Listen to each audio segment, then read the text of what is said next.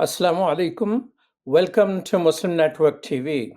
While the world is focused on pause or extending a pause or a ceasefire, whole world is asking for a ceasefire, but it's not happening. But while in news there is Gaza, Israel continue to attack people in the West Bank, the occupied West Bank. And not only direct Israeli military is involved, but illegal Jewish settlers are also involved. Yesterday, two Palestinian boys were killed by Israeli military directly in Jenin camp, refugee camp, which is in the occupied West Bank. Adam Samir, he was just 8-year-old, shot directly in the head. And Basil Suleiman al-Wafa was 15, and he was shot in the chest. 242 Palestinians, which includes 50 children, have been killed in occupied West Bank. There was no attack from West Bank. If Hamas is the target, what these kids will do? Why are you killing in the West Bank, which you already occupy, where Palestinian Authority doesn't stop you from doing anything? 242 Palestinians, including 50 children, have been murdered by Israeli military since October 7th. And 2,750 has been injured because of these things. And now it's a big deal is being made that Israel is releasing some children from its custody against exchange for the prisoners which Hamas took. Well, since October 7th, Israel has arrested 3,325 people from the occupied West Bank. That's according to Prisoner Society in Palestine.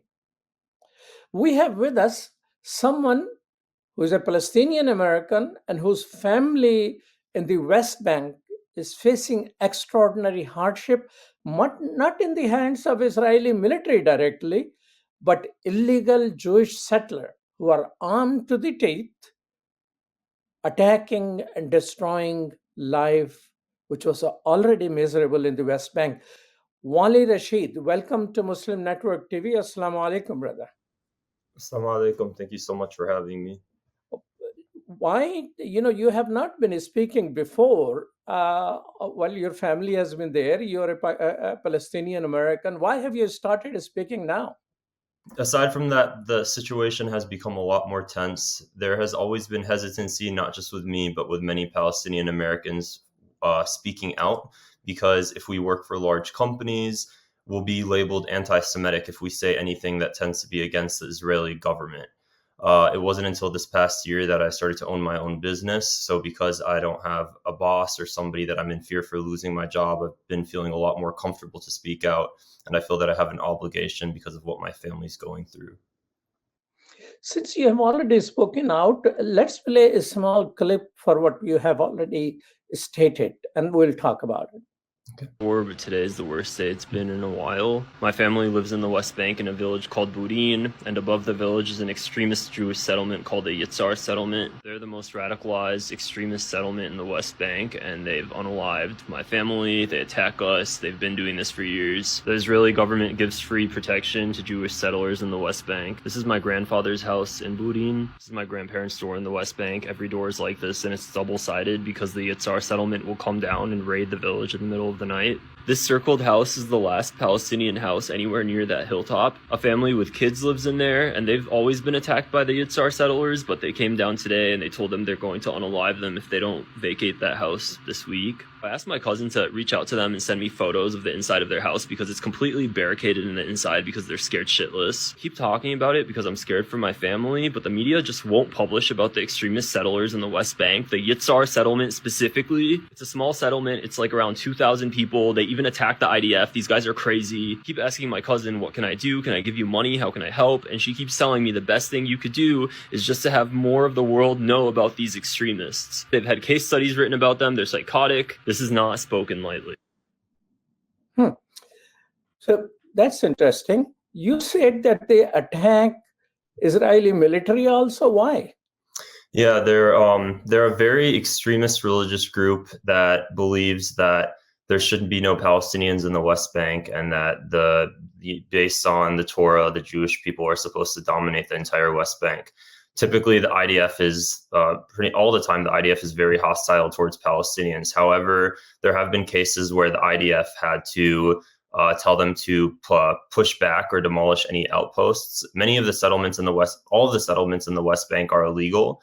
Sometimes the Yitzhar settlers, without the IDF or the Israeli government's approval, will start to build their own houses in Area A, Palestinian territory.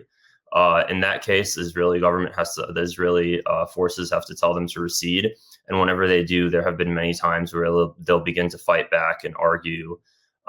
If the Yitzhar settlers come down and begin to burn our olive trees, which they do a lot, the majority of the time the IDF will help them. But there have been times where the IDF has to ask them to go back to their settlement, and if they do, they'll begin to attack the IDF as well. The IDF commander, he made a statement in a news article, I can't remember which one, where he was saying that they terrorize Palestinian villages, which is true. Uh, Tell me this. I mean, how extremists can they be? I mean, Israeli Prime Minister Netanyahu quotes Bible saying what they're going to do to Palestinian, and then I opened the Bible, which I had read long time ago, but recently I opened to see the exact quote. It says, "Kill everyone, women, children, even donkeys." Uh, so seems like Israeli Prime Minister at the same level as these particular settlement. The where settlement is built, did you had any of your family members who were living there who have to leave that area for settlement? All the Jewish settlements are built on the hilltops. There used to be Palestinian homes on the hilltops or the mountaintops, but they forced us down into the valleys. And they started giving out leaflets over the past month telling the Palestinians to leave this year, or else they're going to create the most major Nakba. So they're continually threatening, they're pushing us down in the valleys so that way we can't escape anywhere. And now the Israeli government is giving free weapons to all the Jewish settlers in the West Bank as well. So it's become a situation where Palestinians have no protection whatsoever. All of the Jewish settlers now have weapons, and there are many times, just recently, about a month ago, Mohammed bin Salman, he was picking olives on his own land. When Jewish settlers came, they shot him, killed him in front of his wife and children, and the IDF didn't do anything. They never stopped them, and of course, the Jewish settlers never got arrested.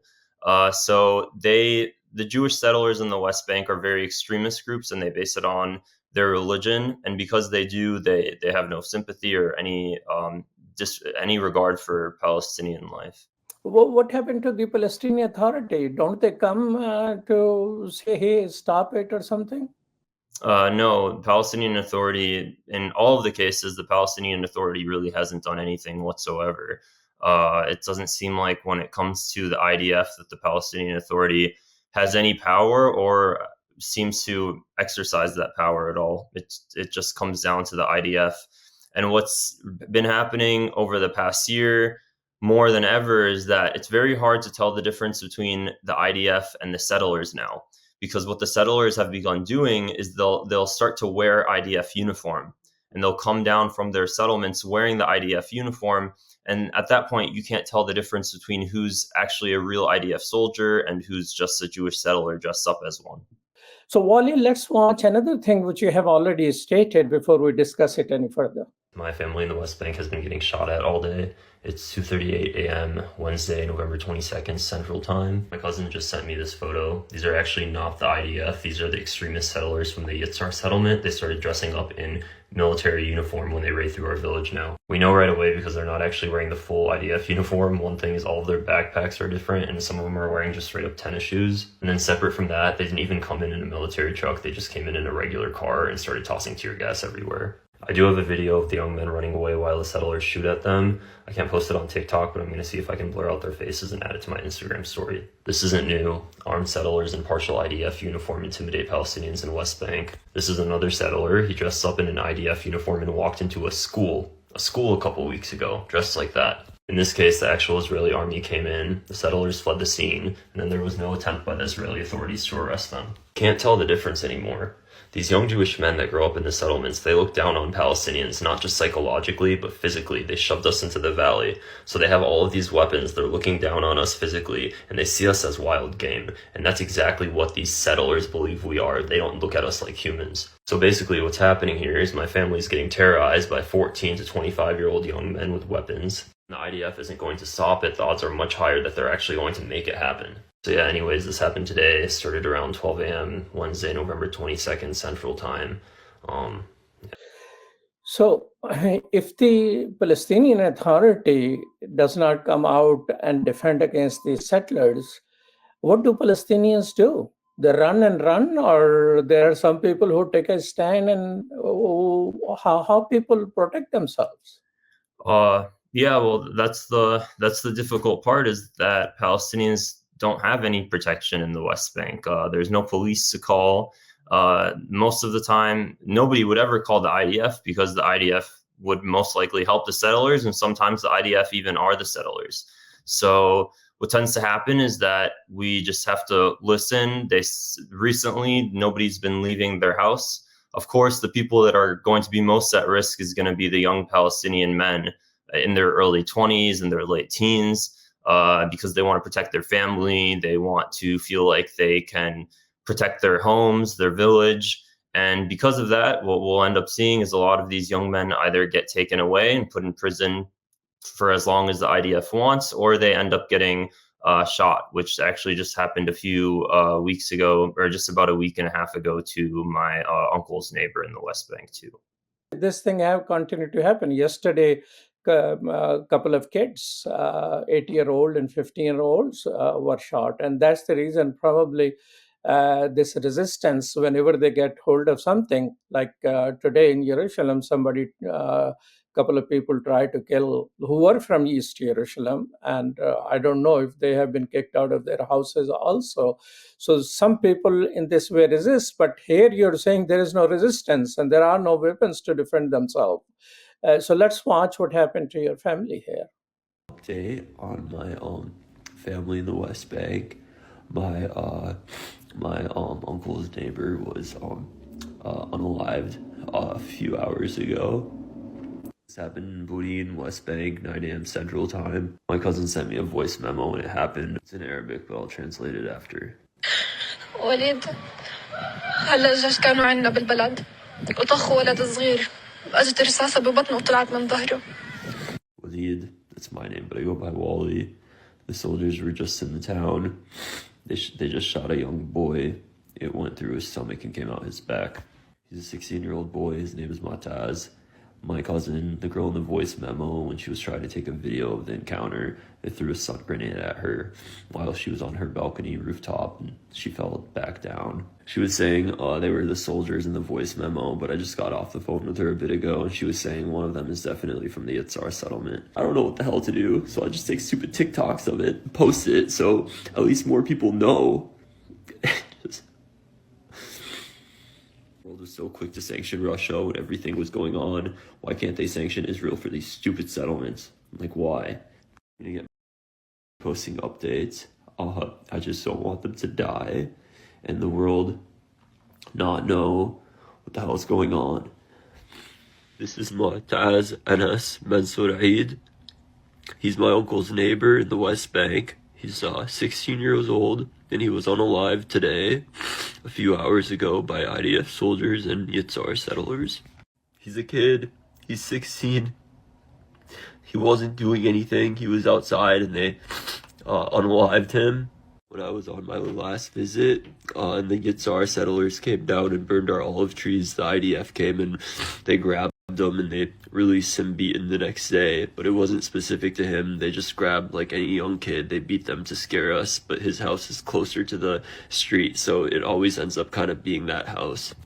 My cousin took this photo earlier today. The IDF came down along with some of these guys are the Yitzhar settlers, but they started wearing the IDF uniform and they just joined them, and they just started throwing stunt grenades in the village. But they do this pretty often.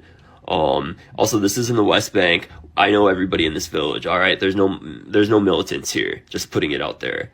And he was standing outside, and they in the stomach. My cousin texted me this. Here, when he was injured, he kept running until he reached his grandfather's house and lost consciousness there, and you can hear the screams of the family in the video. I posted the video on my Instagram. When they found him, that he was in the hospital injured, he was standing next to the young people who were running. He was not doing anything. So sorry to hear about your neighbor's loss. A boy, no? He must be playing outside, sick and tired of being in the home all the time, and they just shot him. Yeah, I was very emotional when I made those videos, but that's the thing. What they started doing recently, actually, is they'll purposely go through the villages, and in this case, they shot him. He wasn't doing anything. He wasn't fighting. He wasn't throwing stones, and it's become a new tactic where they'll purposely try to instill fear in Palestinians, just simply to keep them quiet and tell them who, basically they believe they just want to keep them quiet and tell them who's boss. So in this case, they killed him for no reason. And my cousin, when I was messaging her, she told me that even after they shot him, they continued to walk through Burin, my family's town, looking for more children or somebody else to kill. So it's reached a point where it's absolutely not about getting rid of Hamas, of course, because we know Hamas is not in the West Bank. It's more so just to keep Palestinians as prisoners and to make them continually scared, so that way they don't respond back and act out. In one of the video, you mentioned that settlers are not bound by any law. They can kill and go home without being arrested. What do you mean by that? I mean, is lawlessness, or actually they're exempt from law?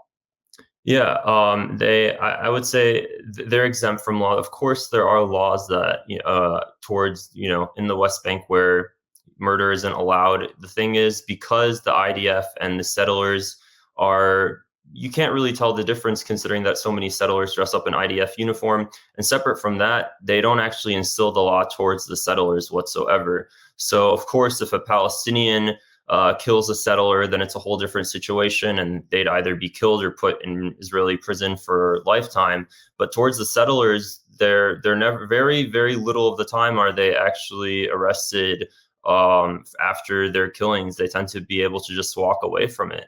The Israeli government is giving free weapons. There's videos of the Israeli government handing out weapons to the settlers in the West Bank, saying it's for their safety, while Palestinians don't have any protection at all. So they have these weapons. They're given to them at a very young age, and they view us as basically their own property, that they could do whatever they want to us and get away with it. And typically the IDF doesn't stop them.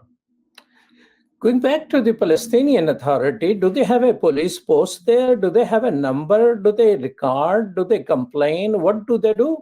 Honestly, so far I haven't really noticed the Palestinian Authority doing anything. What I've heard is that the Palestinian Authority can't do anything that is directed towards the IDF.